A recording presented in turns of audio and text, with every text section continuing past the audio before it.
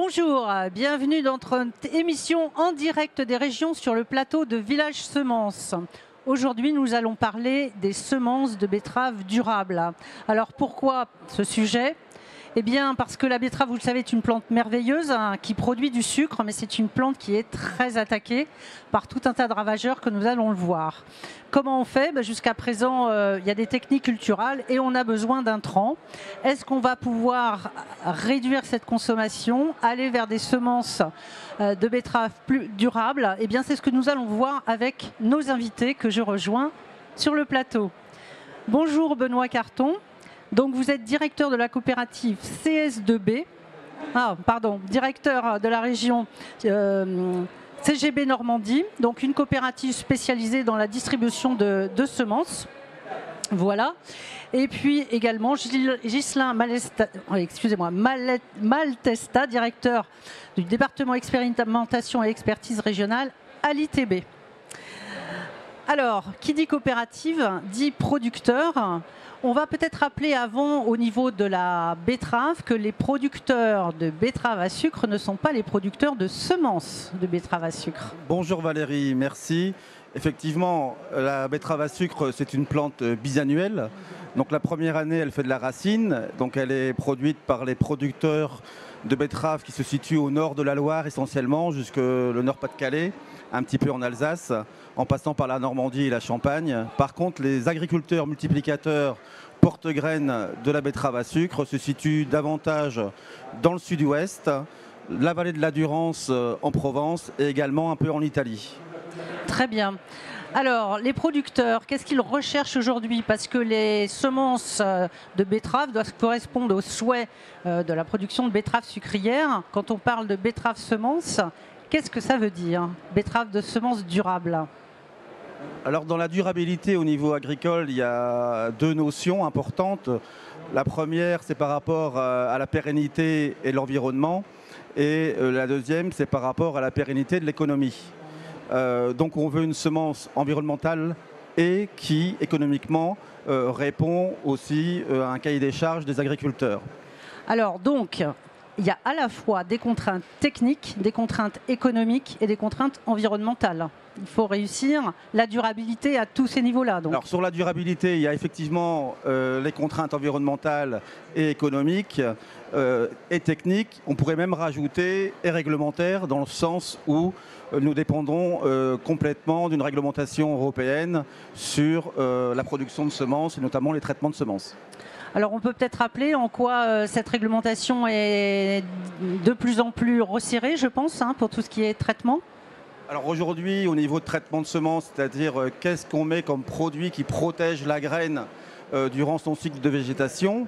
On avait des produits qui existaient, qui fonctionnaient très bien, c'était les néonicotinoïdes notamment, qui ont été interdits dans le cadre de la loi sur la biodiversité. Nous avions eu des dérogations en 2021, après l'année dramatique de 2020, où la jaunisse avait conduit à des pertes de rendement de 30% en moyenne au niveau national, jusqu'à 50% dans les départements du sud de Paris. Et aujourd'hui, nous sommes contraints de devoir gérer cette culture de la betterave avec un petit peu un manque de boîte à outils et d'outils dans cette boîte à outils pour justement protéger cette culture correctement et notamment par rapport à nos pays partenaires européens, voire pays concurrents sur pays tiers. Ils ne sont pas sur la même réglementation que nous. Alors, voilà. Est-ce qu'il y a beaucoup de bruit sur le salon, mais on va réussir à s'entendre. Est-ce qu'il existe des résistances naturelles où les producteurs de semences de betterave ont vraiment besoin d'un travail au niveau des variétés ? En fait, aujourd'hui, tout ce qu'on a trouvé en sélection, c'est dans le cadre de sélection classique au niveau génomique, dans le sens où on n'a pas du tout d'OGM en sélection betteravière au niveau européen. Et donc, tous les critères de sélection qui ont été trouvés jusqu'à ce jour, c'est par rapport à ce qui existait dans la nature. Et ensuite, la sélection en tant que telle, par croisement, vu que c'est par lignée qu'on produit des semences de betterave avec des parents mâles et femelles. Et gérer ces croisements permettent de générer des populations avec les critères qu'on a pu trouver naturellement dans la nature, sur certaines maladies ou sur des spécificités climatiques, sur des résistances, sur de la rusticité, etc. Voilà, parce que dans les difficultés que rencontrent les producteurs, hein, et vous me direz si c'est un problème majeur ou pas, on a donc des ravageurs qui attaquent les betteraves, mais on a également des problématiques avec des adventices qui peuvent concurrencer la betterave lors de sa levée ou perturber, salir des récoltes. Donc est-ce que là encore, pour aller vers plus de durabilité, on peut à la fois trouver des semences de betteraves sucrières qui vont peut-être être plus résistantes face à l'attaque des adventices, ou est-ce que ça reste difficile ? Alors les adventices, c'est dans le cadre d'un programme de désherbage. Donc ça, c'est une première problématique de la betterave. Et comme la betterave n'aime pas la concurrence, c'est-à-dire qu'elle n'aime pas être concurrencée par une mauvaise herbe au même emplacement qu'elle occupe, il faut gérer ça. Je laisserai à Ghislain parler sur ce qui existe dans le désherbage entre le chimique et le mécanique. Après, la deuxième grosse contrainte à gérer pour la betterave, c'est tout ce qui est le parasitisme, les insectes. Et on en a un qui est l'ennemi numéro 1 de la betterave, c'est le puceron, et la jaunisse persicaillé, et le puceron vert qui est vecteur de la jaunisse virale. Et donc le schéma entre guillemets de lutte contre le puceron était facile avec les néonicotinoïdes, il est devenu très compliqué. Et aujourd'hui, à l'heure où on se parle, après 4 ans de recherche au niveau national, dans le cadre d'un plan de recherche et d'innovation, on n'a toujours pas trouvé la même efficacité. Il y a des pistes, Ghislain pourra en parler, mais on n'a pas trouvé la même efficacité. Voilà. Et ensuite, il y a un troisième domaine que la betterave a à gérer, c'est les maladies du feuillage. Par rapport à des maladies fongiques et notamment la cercosporiose qui est aujourd'hui dans toutes les régions betteravières de la France, même celles qui étaient épargnées comme la Normandie ou le Nord-Pas-de-Calais il y a encore 3-4 ans. Ça y est, maintenant, il faut gérer ça. Et là, on a des réponses par la sélection génétique. Où on commence à avoir des variétés tolérantes à la cercosporiose, voire super tolérantes à la cercosporiose. Donc d'une part, on voit que la betterave est toujours aussi attaquée, que d'autre part, des solutions émergent, mais pas pour tout, ça reste difficile. Et j'allais vous dire, est-ce qu'il n'y a pas une troisième problématique qui arrive? Le changement climatique est là, il va vite. Est-ce qu'en plus, il ne va pas rajouter des ravageurs ou des maladies? Est-ce que les producteurs constatent de nouvelles problématiques? Alors toute la partie, on va dire, changement climatique, stress, etc., je pense qu'on pourrait avoir des réponses rapides, mais aujourd'hui, le mode de sélection qui nous est permis dans l'Union européenne ne donne pas accès à une sélection rapide. Il existe une sélection en génomique qui est rapide, c'est les NBT, les NGT, avec la méthode CRIPS, c'est-à-dire qu'on ciseaux génétiques, on coupe des morceaux d'ADN qu'on retransplante dans la même plante, mais qui sont d'origine naturelle. Ce ne sont pas du tout des OGM. Faut bien faire la différence. Ça permet de gagner beaucoup de temps parce que ça permet de ne pas passer par la voie de croisement de lignées successives. Voilà. Donc, alors, on rappelle que pour le moment, en Europe, ce n'est pas autorisé, mais on sait qu'avec ces méthodes-là, on trouverait des résistances et on gagnerait du temps aussi.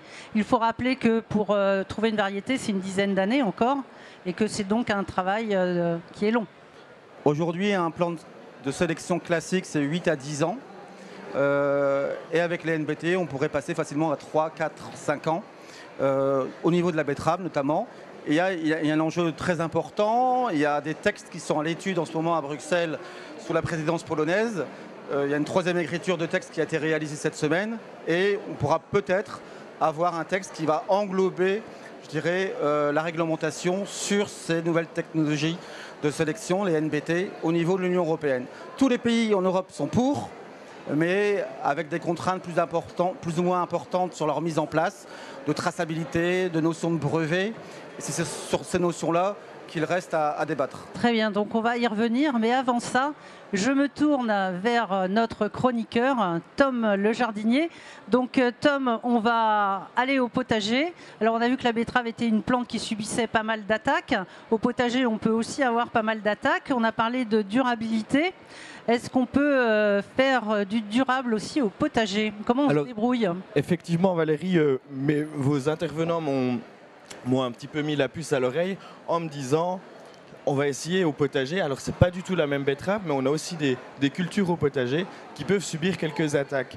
Et moi, au potager, j'ai pas besoin de gagner ma vie comme nos agriculteurs avec mon potager. Je me suis dit, je vais vous donner quelques astuces pour soigner son potager au naturel. Avec une simple tête d'ail, on arrive à faire un anti-puceron assez formidable. On va couper notre tête d'ail et on va la mettre cuire dans 1 litre d'eau. Donc une tête d'ail, 1 litre d'eau, le calcul est assez vite fait. Une fois que ça a bouilli, on va laisser refroidir et puis on pourra vaporiser nos plantes au jardin. Et ça fait un excellent anti-puceron et aussi ça a aussi quelques vertus antifongiques, notamment quand on a de la courgette qui est souvent synonyme de maladie. On a aussi la tomate qui est aussi sensible avec le mildiou ou l'œil d'homme, et ça fait un excellent anti-puceron. On a aussi le savon noir qui est très connu comme anti-puceron. Là, on va mélanger 1 cuillère à soupe par litre d'eau. Alors, on imagine bien que si nos agriculteurs devaient mettre 1 cuillère à soupe par litre de produits de traitement qu'ils utilisent dans leur champ, je pense qu'ils auraient carrément des usines de savon noir. Ce n'est pas des solutions qui sont très faciles pour eux. Mais il y a aussi le bicarbonate de soude ou le lait, qui sont des choses, en fait, toutes ces choses-là, on les trouve très facilement dans nos tiroirs de cuisine. Et puis ça peut être efficace pour beaucoup de choses. Le bicarbonate de soude, moi je l'utilise vraiment chez moi.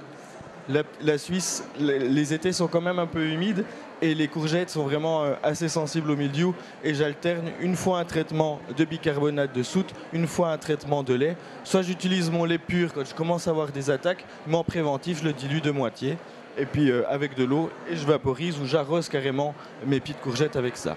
J'espère que j'ai donné quelques solutions pour nos amis jardiniers, mais j'ai une question à poser à nos agriculteurs. Est-ce que la production de sucre bio, c'est quelque chose qui a de l'avenir, et est-ce qu'il y a des solutions pour avoir du sucre bio? Alors aujourd'hui, techniquement, on arrive à produire du sucre bio en France. Par contre, la problématique du sucre bio depuis 2 ans, c'est qu'il n'y a pas de marché. Et donc, même les industriels qui se sont lancés comme Terios ou Cristal Union ou Saint-Louis Sucre dans le sucre bio ont dû réduire leur production parce que le marché n'est pas suffisant pour, je dirais, en tant que demande, quoi, par rapport à l'offre potentielle. Très bien. Merci. Alors je me tourne vers vous. Revenons aux champs qui sont assez importants en betterave. On a des surfaces importantes en France, y compris pour la production de semences.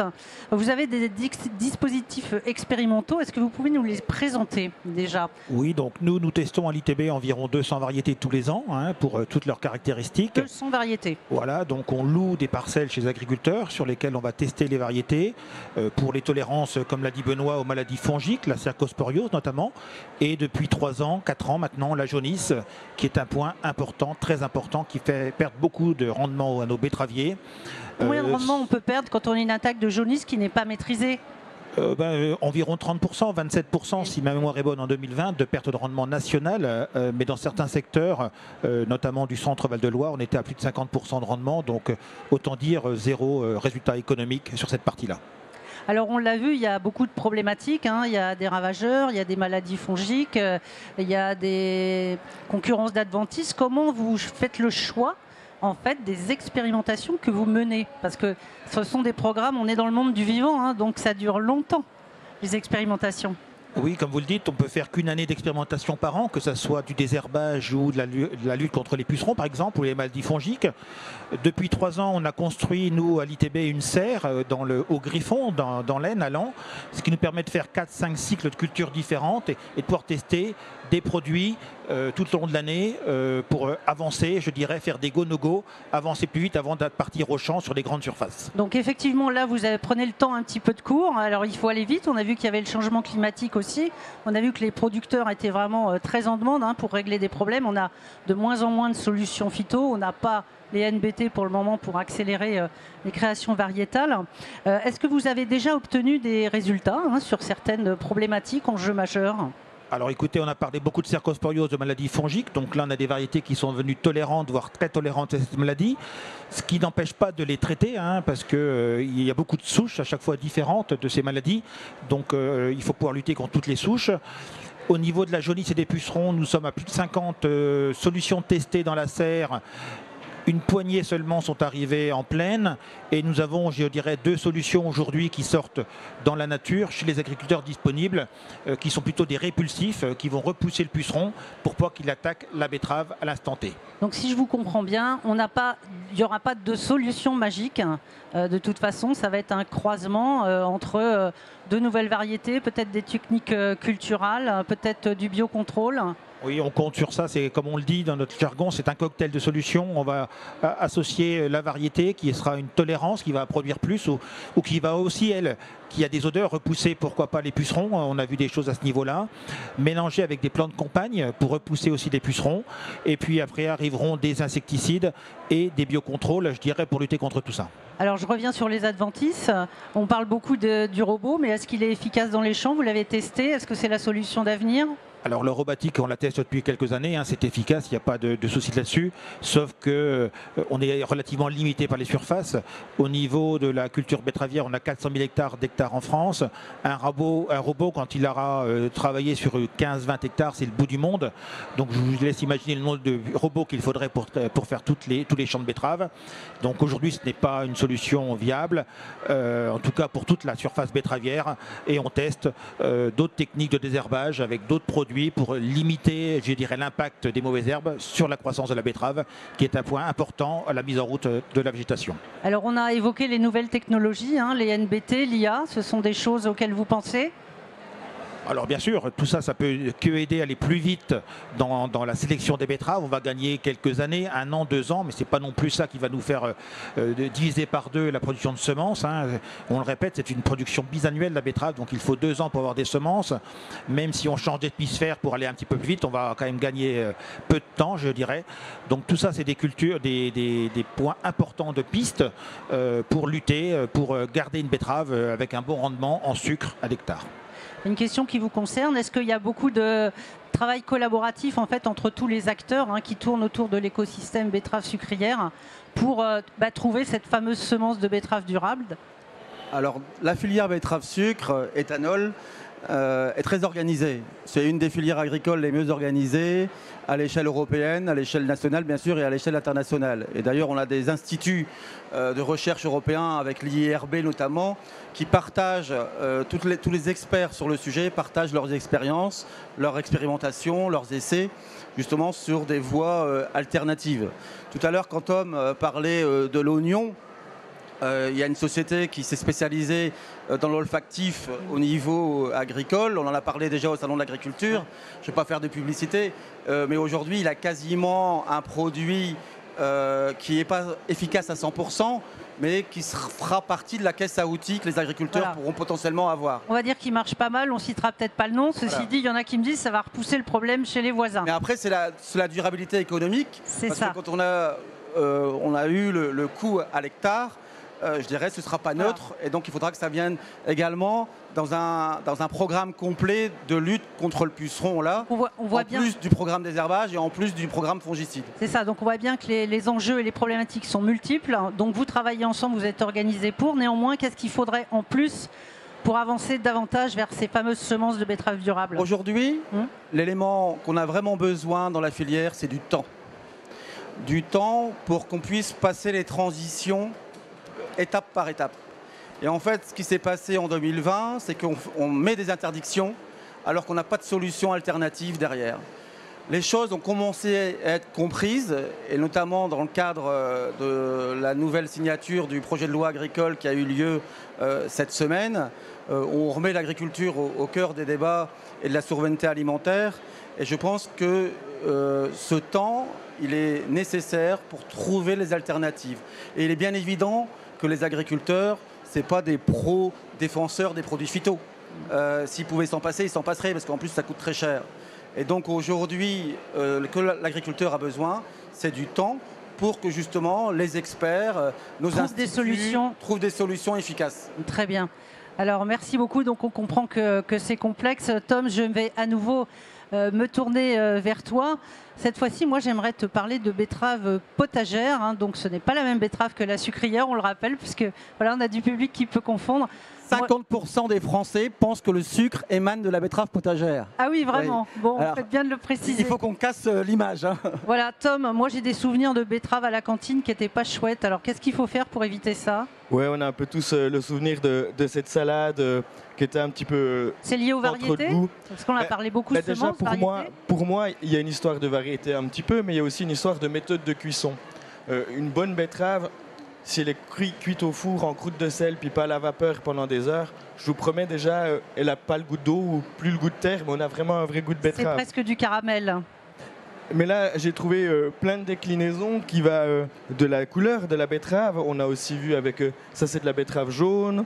On a de la betterave rouge ici que j'ai utilisé simplement la mandoline, mais avec plein de déclinaisons et plein de recettes, que ce soit utilisé sur des tartines, que ce soit coupé à la mandoline sans se couper les doigts, parce que pour moi, la mandoline, c'est un petit outil de guerre.